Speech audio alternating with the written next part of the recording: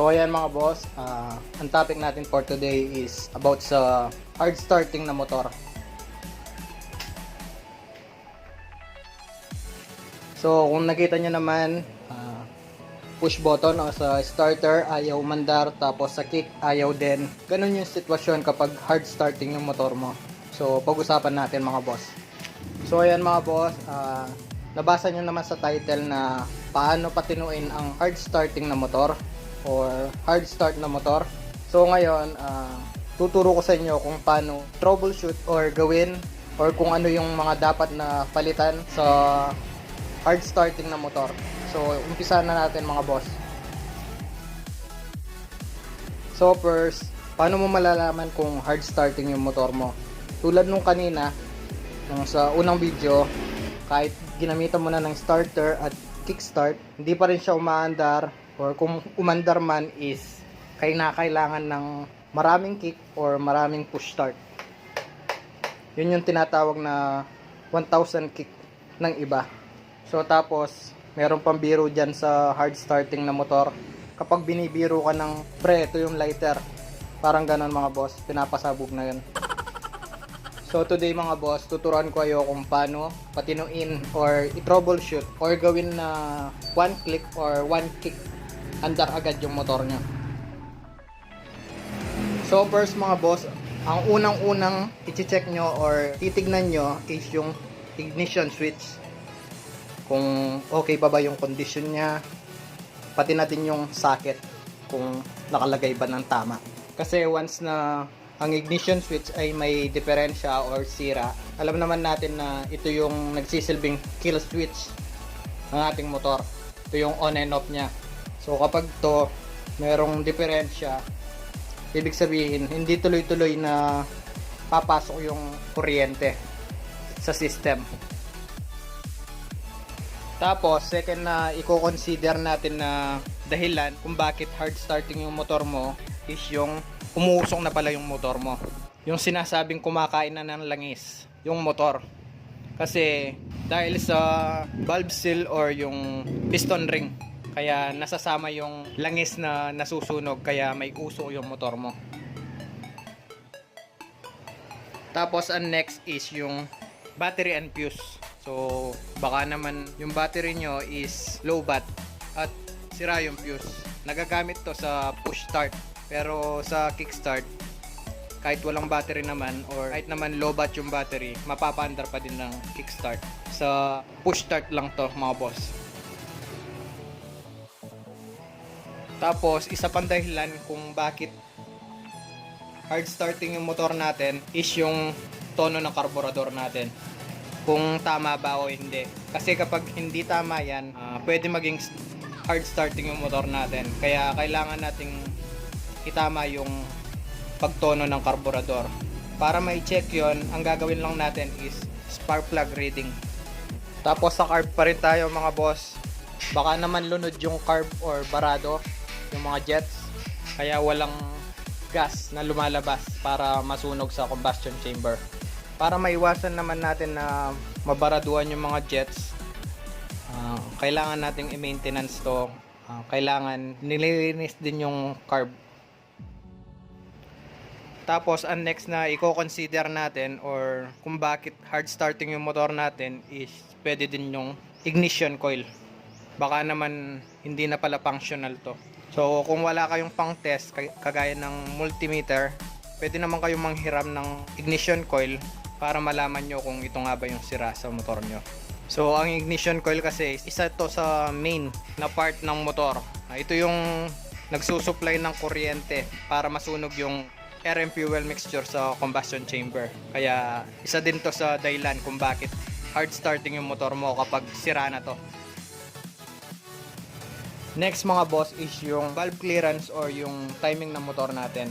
Kailangan nasa timing yung motor natin, at the same time maganda yung valve clearance. Kasi once na wala sa timing yan, consider na tutukod na yan. Aandar man yung motor mo kahit hindi naka-timing, pero pupugak-pugak naman. So ganun yung kapag hindi naka-timing. Kung hard starting pa din yung motor nyo, na check nyo na yung mga sinabi ko, Next na titignan natin is yung spark plug, syempre. Titignan natin kung meron pa bang lumalabas na kuryente sa spark plug. Paano natin malalaman? Syempre, tatanggalin natin yung spark plug. So, tanggalin natin to, tapos tutok natin dito sa metal part ng motor natin at i-kick natin. Kailangan merong lumabas na spark. Kasi once na wala nang lumabas na spark, kagaya lang din ng lab yan eh. Kung wala na kayong spark, hindi na kayo mag-work. Ganun lang din sa spark plug. So tapos, tips pala sa spark plug.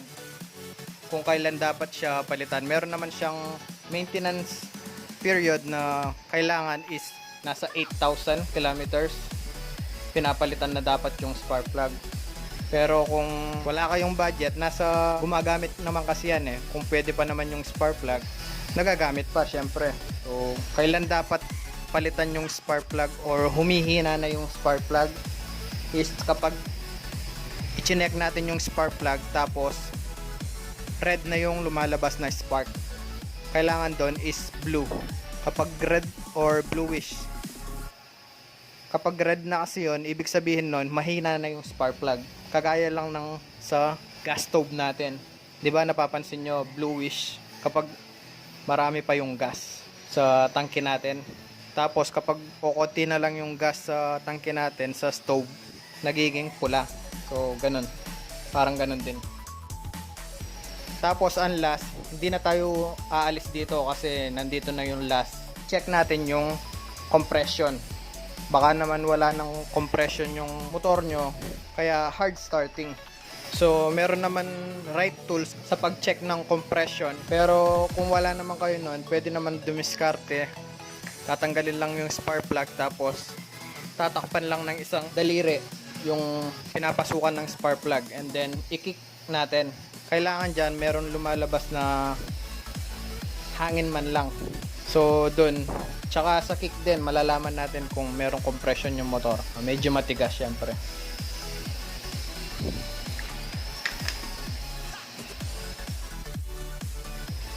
So yun lang mga boss, sana meron kayong natutunan kahit papaano sa pag-check, sa pag-troubleshoot at sa pag-consider kung alin yung parts na dapat natin palitan kapag hard starting yung motor natin.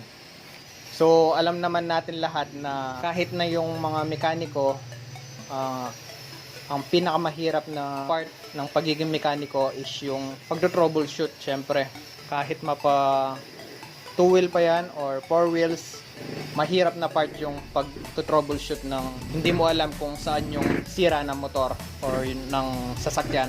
Kaya sana kahit papaano yung mga parts na dapat i-consider or dapat tignan, at least kahit papaano na i-share ko sa inyo at alam nyo na kahit hindi kayo mekaniko, pwede nyo tignan.